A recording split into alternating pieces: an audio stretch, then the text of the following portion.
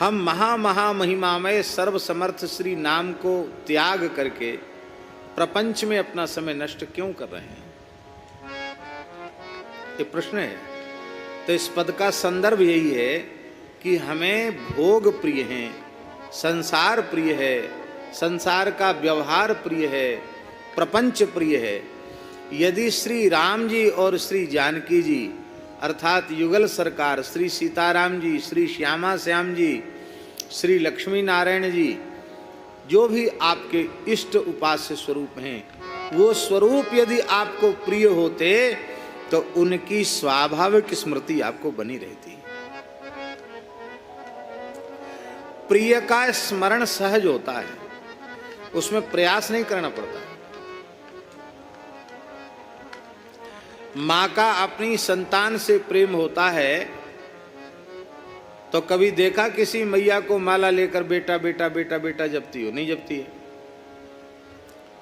पर पुत्र के प्रति अगाध वात्सल्य होने के कारण, प्रेम होने के कारण पुत्र की स्मृति माँ को बनी रहती। भोजन करने बैठेगी तो, सोएगी तो, किसी भी अवसर पर उसे पुत्र की स्मृति हो आती है, क्योंकि पुत्र के प्रति प्रियता का भाव है।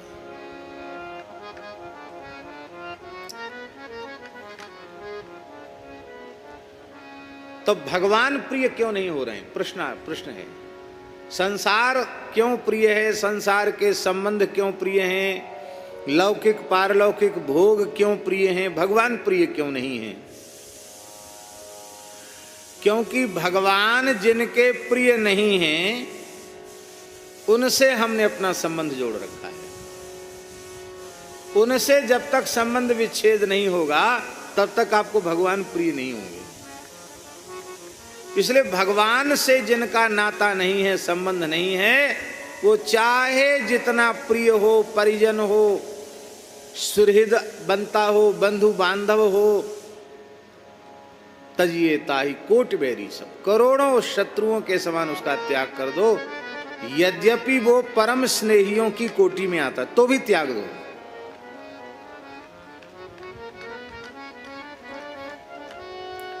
भैया जी, बड़ी विलक्षण बात है।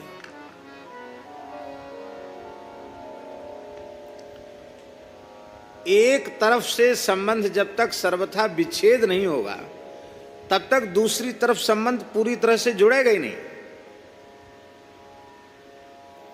यह संभव नहीं है कि कुछ इधर भी बना रहे कुछ इधर भी बना रहे, ठीक नहीं।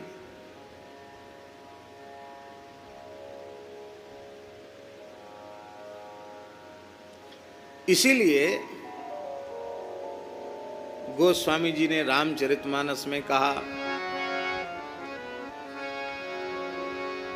राम जी कह रहे हैं विभीषण शरणागति के प्रसंग में,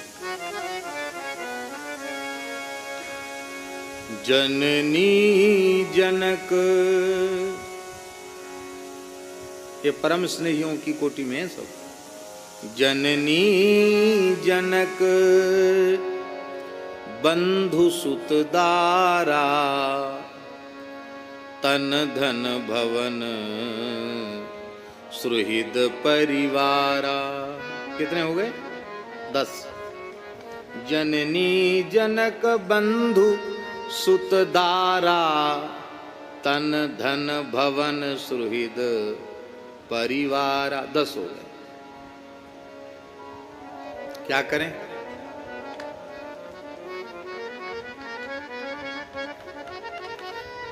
ये 10 से जो संबंध तुमने जोड़ रखा है ना, ये पक्के संबंध नहीं है। कैसे संबंध हैं? ये कच्चे धागे के जैसे संबंध हैं।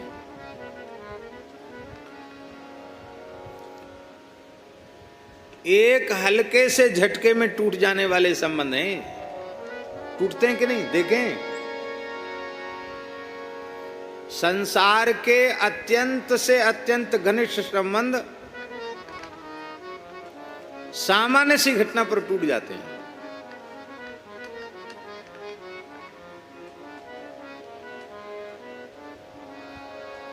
बात बात में लोग कहते भैया हमारे जाने तो तू मर गए हो। लो, मर गए।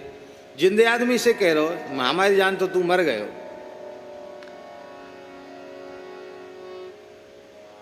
ऐसा हो जाता है। और वो 10 धागे उनको बढ़िया से एक में बट दिया जाए तो एक एक धागा टूट जाएगा। 10 को बटा जाए तो वो टूटेगा नहीं? टूटेगा।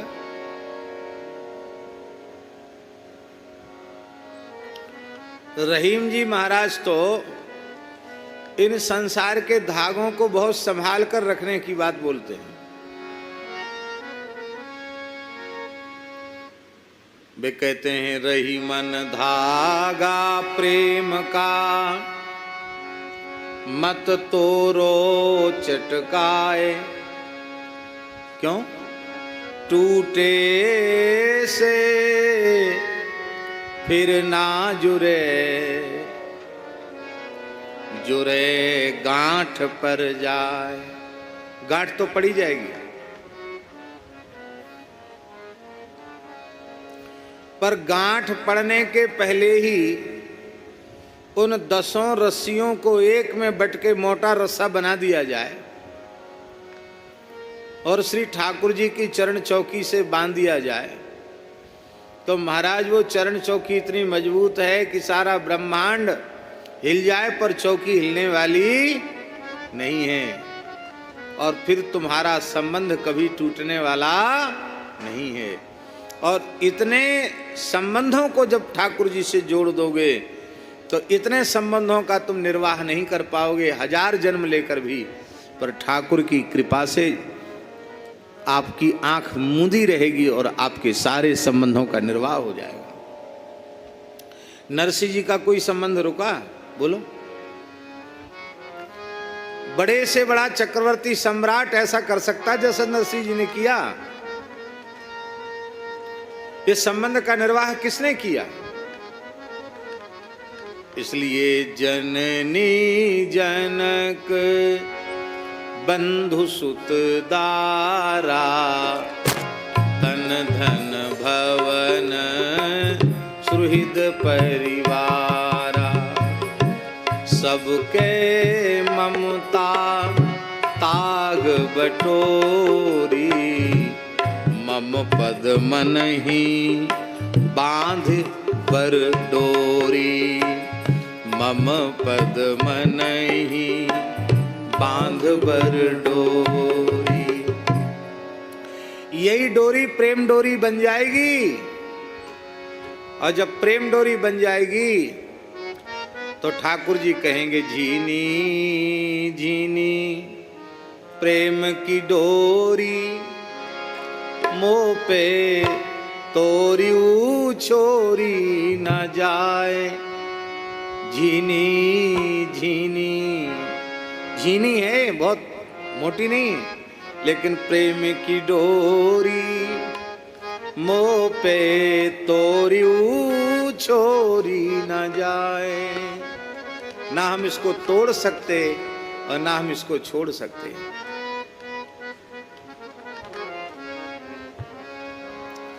आप लोग कहेंगे तो क्या इन सबको त्याग दें?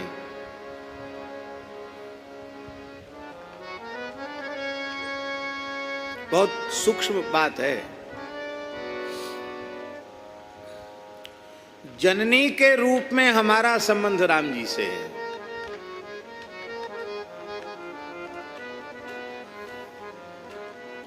क्योंकि माता रामो मत पिता रामचंद्र। जननी के रूप में हमारा राम जी से रिश्ता है। क्यों? जननी से नहीं, बोले नहीं, जिसे तुमने जननी मान रखा है वो तो शरीर है जननी का, वो जननी नहीं है। वो जननी का शरीर है, वो जननी नहीं है। जननी जो है वो शरीरी है, शरीरी आत्मा। और वो आत्मा कौन है? हमारी ब्रजांगनाएं कह रही हैं, ब्रज गोपियां कह रही हैं महारास में, प्रेष्ठो भवांस तनुभृताम किल बंधुरात्मा। हे श्याम सुंदर, आप तो प्राणी मात्र के प्रिय हो, पति हो, क्योंकि आप सबके आत्मा हो। तो माता का देह माता नहीं, माता का आत्मा माता है। वह आत्मा श्री कृष्ण ही हैं, श्री राम जी ही हैं। इसलिए हमारी जो माता है ना, वो संबंध भी हमारा ठाकुर जी से है, पिता वाला संबंध भी ठाकुर जी से है, बंधु वाला संबंध, आत्म संबंध को ले रहे हैं ना, इसलिए सारे संबंध भगवान से हो जाएंगे। जननी जनक बंधु सुत, पुत्र वाला संबंध केवल शरीर का होता तो कितने बेचारे लोग ऐसे हैं जिनके असमय में पुत्रों की मृत्यु हो जाती है, तो वे संस्कार तो करते हैं कि नहीं करते हैं? तो पुत्र को क्यों जला रहे भाई? पुत्र नहीं है भाई, पुत्र तो जो आत्मा था वो था, चेतन। वो आत्मा कौन है? भगवान है। तो पुत्र वाला रिश्ता भी भगवान से, पुत्री वाला भी रिश्ता भगवान से, पत्नी वाला रिश्ता भी। ये दारा क्यों है? बोले ठाकुर हमको सुख देने के लिए ये इस रूप में आए, हमारी सेवा करने के लिए इस रूप में आए। और देखो भगवान की कैसी विलक्षण लीला है। माताओं के हृदय में जैसा सेवा भाव भगवान देते हैं, हम कोई ऐसी बात नहीं कह रहे हैं, पक्षपात वाली बात नहीं कह रहे हैं, क्योंकि यहाँ तो वैसे भी 2-3 माताएं प्रत्यक्ष रूप में बैठी हैं। यहाँ तो साधक वर्ग ही अधिक है। तो यहाँ ऐसा भी नहीं कि मुंह देख के कही जा रही हो बात। कई बार जहाँ जिधर भीड़ ज़्यादा होती उधर की बात भी लोग कह देते हैं। यहाँ तो ऐसी बात नहीं। पर माताओं के हृदय में सेवा का भाव बहुत अधिक होता है। हमने किसी से पूछा नहीं है, लेकिन हमारे मन में ऐसा आता है कि शायद अंग्रेजी चिकित्सा पद्धति में जो रोगी की सेवा में नर्स रखी जाती हैं, शायद उसमें भी यही भाव होगा कि उनका हृदय कोमल होता है, दया उनमें अधिक होती है, प्रेम अधिक होता है, करुणा अधिक होती है, इसलिए वो रोगी के प्रति सहानुभूति रखें। पुरुष बार करीब कठोर होता है, झल्ला भी जाता है, ये झल्लाती कम है। तो इस रूप में भी भगवान है।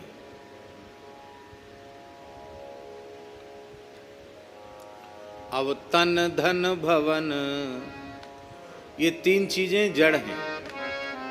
तन भी जड़ प्रकृति है, भवन भी जड़ प्रकृति है, धन भी जड़ प्रकृति ही है। क्या है ये? प्रकृति भी भगवान की है। भगवान का शरीर है जीव, भगवान का शरीर है प्रकृति, और भगवान शरीर ही है वेदांत दर्शन के अनुसार, वैष्णव दर्शन के अनुसार।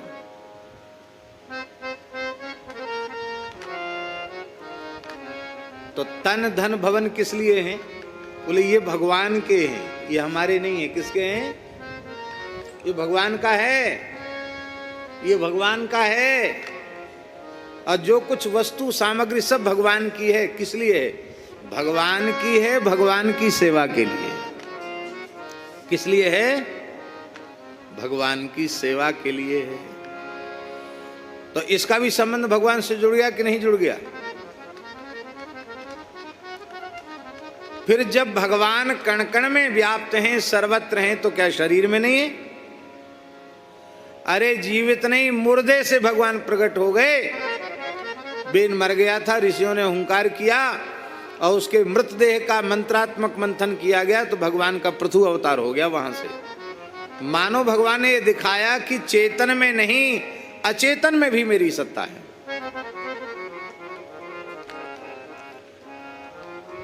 खंभा चेतन है कि जड़? जड़ है, पर जड़ खंभे से भगवान नरसिंह प्रकट हो गए। इसलिए जब कण कण में भगवान है, तो तन में, धन में, भवन में भगवान क्यों नहीं? सब भगवान की सेवा के लिए। इतनी सी बात है, इतनी सी बात है। जब हम शरीर संसार को भोग के लिए स्वीकार करते हैं, तो अविद्या माया बनकर बंधन का कारण बन जाते हैं। और जब इन्हें हम भगवान की सेवा के लिए स्वीकार करते हैं तो ये उपासना बनकर, भक्ति बनकर हमारे मोक्ष का साधन बन जाते हैं।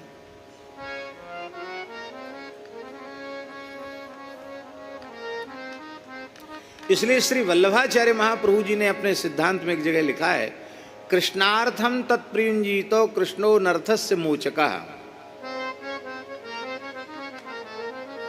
वे कह रहे हैं गृहम सर्वात्मना त्याज्या, घर संसार को सर्वथा त्याग दो। अरे बोले हम कैसे त्याग दें? सचेत त्यक्तुम न शक्यते, बोले तो त्यागा नहीं जा सकता। तो वल्लभाचार्य जी महाराज कहते कृष्णार्थम तत्प्रियुंजीतो, वो कृष्ण के लिए कर दो उसको। क्यों? बोले श्री कृष्ण अनर्थस्य मोचकः, श्री कृष्ण सारे अनर्थों से छुड़ाने वाले हैं। कितनी बढ़िया बात।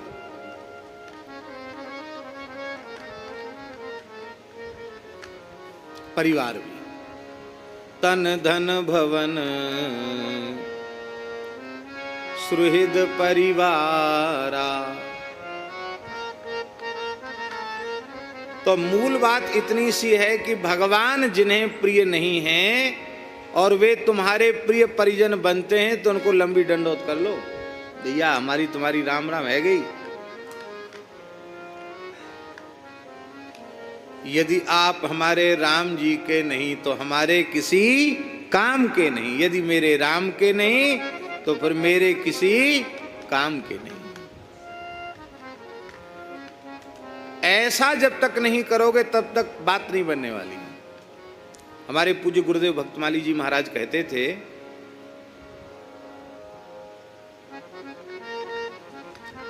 बड़ी प्यारी बात।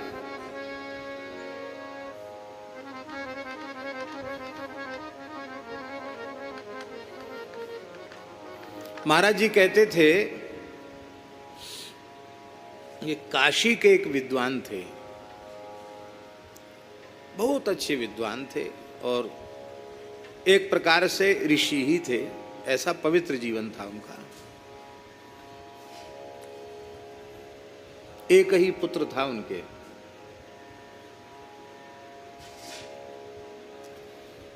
और वो पुत्र भी बहुत संस्कार संपन्न था, तीक्ष्ण बुद्धि वाला था। लेकिन जैसे ही थोड़ा सा सयाना हुआ तो थोड़ा सयाने में चंचलता आ जाती है। और एक दिन उसने प्रमादवश, चंचलतावश संध्या नहीं की।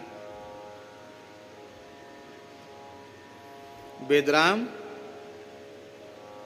इधर बैठ के सो, सामने बैठ के, वहां पीछे इतनी अच्छी जगह में बैठता है जाके, लेकिन हमारी नजर सब जगह घूमती है। और तुम बैठ कर सोओगे तो तुमको खड़ा करके कथा सुननी पड़ेगी, कुछ समझ लेना।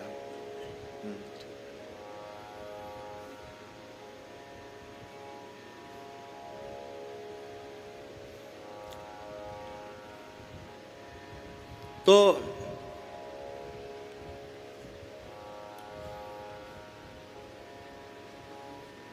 सयाना हुआ लड़का, सयाना को 15-16 साल का, और कुछ चंचलतावश, प्रमादवश एक दिन उसने संध्योपासन ही नहीं, प्रातः संध्या भी नहीं, मध्याह्न भी नहीं, शाम की भी नहीं, प्रेम से भोजन किया, संध्या संध्या कुछ नहीं, न जप न संध्या। तो उनके पिता इतने दुखी हो गए कि कुछ कहा तो उन्होंने नहीं, लेकिन कहने से बहुत हमको भी विक्षेप होगा, एक ही लड़का है, मौन हो गए। पुत्र से बोलने की तो क्या चले, उसकी ओर देखना बंद कर दिया। तो स्वाभाविक है ना, आपका कोई बहुत प्रिय हो, उसकी तरफ आप देखें भी नहीं तो उसको तो लगेगा तो सही, कह रही भैया क्या हो गया, हमको इतना नाराज, नजर तक हमारी तरफ नहीं डालते, क्या बात है। तो पता चल जाता है कि नाराज है कि नहीं। तो पहले तो पुत्र ने उतना ध्यान नहीं दिया, लेकिन जब देखा कि बिल्कुल भी न प्रणाम स्वीकार करते हैं, न मेरी ओर देखते हैं, न बोलते हैं, अच्छा बुरा कुछ नहीं बोलते, तो लड़का भी दुखी हो रहने लगा। उसने पूछा भी, गलती मेरी क्या है बताइए, आप क्यों नाराज हैं, आप मेरी तरफ देखते क्यों नहीं, बोलते क्यों नहीं, मेरे प्रणाम को भी आप स्वीकार नहीं करते, क्या बात है? कुछ नहीं, देखा भी नहीं, सुना भी नहीं, एकदम उदासीन। लड़का ज्यादा दुखी हो गया। तो उसने अपनी मां से कहा कि देखो, काशी से दूर दूर से पिताजी के पास पढ़ने लोग आते हैं, ना तो अब वे हमसे कभी पढ़ने को बोलते हैं। अरे बोलने की बात क्या चले, मैंने ऐसा क्या बिगाड़ दिया, मेरी तरफ देखते तक नहीं है, और यदि ऐसा है तो मैं जीवित ही क्यों रहूंगा। पिताजी ऐसा करेंगे तो मैं तो अब अन्न जल त्याग कर अनशन लेकर मर जाऊंगा।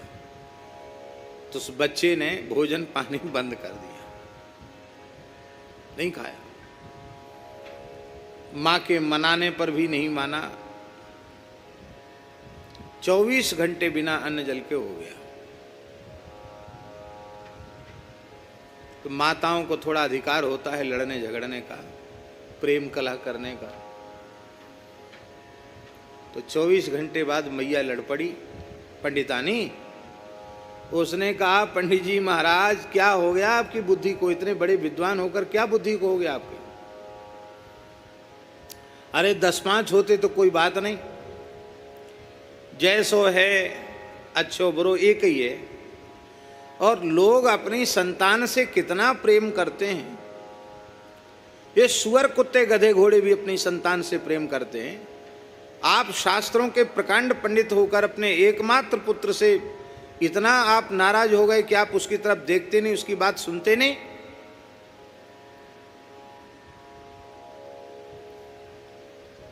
आपको पता है उसने निश्चय कर लिया कि मैं प्राण त्याग दूंगा।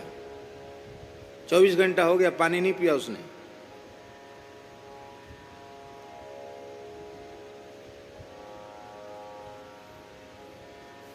पत्नी जब ज्यादा गर्म हुई तो पंडित जी ने अब बोलना शुरू किया। बोले, देखो देवी, तुम मरो चाहे ये मरे, मैं तो उसी से संबंध रख सकता हूं जिसका संबंध धर्म से है।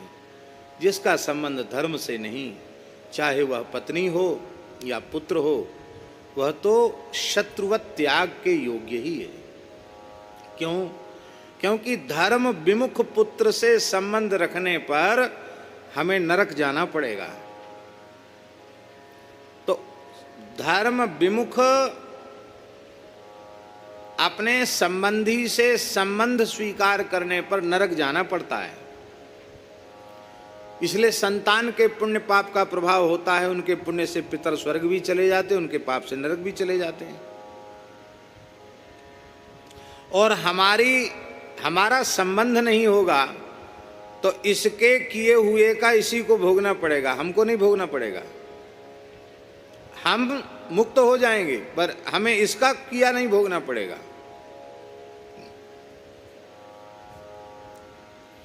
पत्नी ने कहा कि ऐसा कौन सा उसने क्या कर दिया? अच्छा, एक दिन नहीं किया तो बाकी तो रोज करता ही था। क्या कर दो, उसकी माता के भी ध्यान में नहीं था। क्या बात हो गई? तो उन्होंने कहा कि ऐसी ऐसी बात है। आज के लगभग 1 महीने पूर्व इसने न प्रातः संध्या की, न मध्याह्न संध्या की, न सायं संध्या की, और प्रेम से भोजन किया, खेलता रहा और मस्त रहा। बस उसी दिन से मेरे मन से ये हट गया कि जब ये धर्म का नहीं तो मेरे किसी प्रयोजन का नहीं। क्योंकि संतान को धर्म पुत्र कहते हैं। क्या कहते हैं? धर्मज। क्या कहते हैं उसको? धर्मज कहते हैं। वो धर्म ही नहीं करा तो काहे का धर्मज?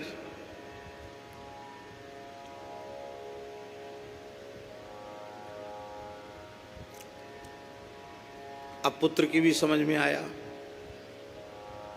हाँ अमुक दिन मैंने संध्या नहीं की। क्यों नहीं की? ऐसे। तो ऐसे क्यों? आखिर तेरी संध्या क्यों छूटी? तो उस पुत्र ने कहा कि पिताजी क्षमा करना, कुछ दिन पूर्व आप सवेरे जैसे ही संध्योपासन के लिए बैठना चाहते थे, तब तक कुछ लोग आ गए, उनमें आप बातचीत में व्यस्त हो गए। इसके बाद फिर आपने दोपहर में भोजन कर लिया, विद्यार्थियों को पढ़ाने लगे, फिर आप भोजन कर लिया। तो मेरे मन में आया कि कभी फुर्सत होए तो संध्या कर लेनी चाहिए, और नहीं तो कोई बात नहीं, भोजन कर लो, विश्राम कर लो। तो आपने भी तो अमुक दिन एक समय संध्या नहीं की, और मैंने सोच लिया कि संध्या इतनी कोई जरूरी नहीं है। तो कहते उनके पिताजी ने प्रायश्चित किया, उनको विस्मृति में हो, माने उनको स्मृति में ये रहा है कि मैंने संध्या कर ली, और वस्तुतः संध्या उनकी छूट गई थी। तो गुरु महाराज जी जब काशी पढ़ते थे तब की घटना है। तो महाराज जी कहते थे, वो गुरुजी सबको कहते थे कि देखो, मैंने एक दिन संध्या में प्रमाद किया तो मेरे पुत्र ने 1 महीना संध्या में प्रमाद हुआ उसका। इसलिए छोटों को धर्म के मार्ग पर चलाने के लिए बड़ों को बहुत सावधानी पूर्वक रहना चाहिए, उन्हें अपना नित्य कृत्य त्यागना नहीं चाहिए। तो हम तो इस घटना को केवल इस अंश में कह रहे हैं कि जैसे उन पंडित जी ने अपने पुत्र का संबंध त्याग दिया केवल एक दिन संध्या न करने पर, ऐसे ही जब भगवत विमुख का हम त्याग करेंगे तो ही हमारा भगवत प्रेम संबंध सुदृढ़ होगा, नहीं तो भगवत संबंध सुदृढ़ नहीं होगा। हम विमुखों से भी संबंध बना के रखते हैं, और फिर बचा खुचा प्रेम भगवान से करते हैं। बचा खुचा ही कितना। हम अपनी कहते हैं हमारा अन्न जल से जितना प्रेम है उतना प्रेम भगवान से नहीं है। उससे चौथाई प्रेम भी राम जी से होता तो राम जी प्रत्यक्ष खेलने लग जाते सामने। हमारा प्रेम तो अन्न जल से है, भगवान से नहीं है। भगवान से प्रेम हो। जाके प्रिय न राम वेदे, जाके प्रिय न राम वेदे, जाके प्रिय न राम वेदे, जाके प्रिय न राम वेदे, जाके प्रिय न राम वेदे, तजिए ताही कोटि बैरी सम, यद्यपि परम स्नेही, तजिए ताहि कोटि बैरी सम, यद्यपि परम स्नेही, जाके प्रिय न राम वेदे, जाके प्रिय न राम वेदे, सो छाड़िए कोटि बैरी सम, सो छाड़िए कोटि बैरी सम, यद्यपि परम स्नेही, यद्यपि परम स्नेही, जाके प्रिय न राम वेदे, जाके प्रिय न राम वेदे। कोई है ऐसा इतिहास में जिसने अपने परम स्नेहियों का त्याग किया? बोले हाँ है। तज्यो पिता प्रहलाद, विभीषण बंधु भरत महतारी, तजो पिता प्रहलाद विभीषण बंधु भरत महतारे। बलि गुरु तजो कंत ब्रज बनी तन। बलि गुरु तजो कंत ब्रज बने तन। भई मुद मंगलकारी।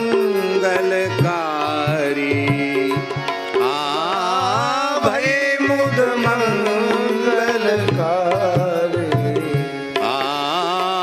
भय मुद मंगलकारी। भय मुद मंगलकारी। जाके प्रिय न राम वेदे। जाके प्रिय न राम वेदे। नाते नेह राम के मनियत। नाते नेह राम के मनियत। सुहृद सुसेव्य जहाँ लो। हृदय सुसेव्य जहाँ लो। अंजन कहा आँख जही फूटे। अंजन कहा आँख जही फूटे। बहुतक कहे कहाँ लो। बहुतक कहूँ कहाँ लो। जाके प्रिय न राम वेदे। जाके प्रिय न राम वेदे। तुलसी सो सब भांति परम प्रिय। शीशो सब भांति परम प्रिय। तुलसी सो सब भांति परम प्रिय। तुलसी सो सब भांति परम प्रिय। तुलसी सो सब भांति परम हित। तुलसी सो सब भांति परम हित। पूज्य प्राण ते प्यारो। पूज्य प्राण ते प्यारो। आहा, ये है अंत में संत प्रेम, संत से प्रेम। तुलसी सो सब भांति परम हित। पूज्य प्राण ते प्यारो। पूज्य प्राण ते प्यारो। जासो होए स्नेह राम पद। आसो होए स्नेह राम पद। जासो होए स्नेह राम पद। जासो होए स्नेह राम पद।